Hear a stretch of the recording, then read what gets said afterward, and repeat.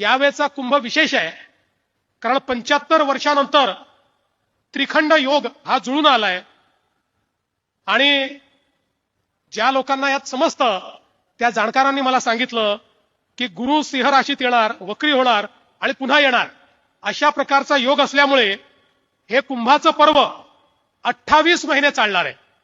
31 October 2026 पासनं 24 जुलै 2028 पर्यंत यावेळेचा कुंभ चालणार आहे.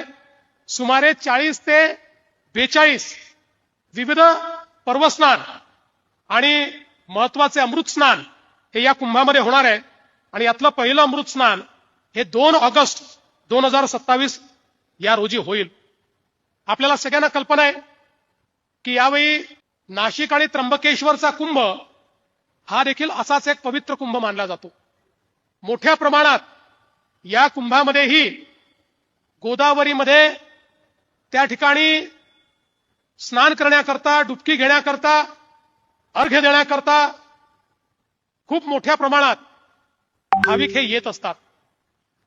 प्रयागराज आणि नाशिक त्र्यंबकेश्वर मधला फरक एवढाच आहे, प्रयागराजमध्ये जो कुंभ होतो त्याकरता गंगा तीरी 15,000 हेक्टर जागा आहे आणि नाशिक आणि त्र्यंबकेश्वर जो कुंभ होतो इथे एकत्रितपणे आपल्या जो 500 एकर जागा.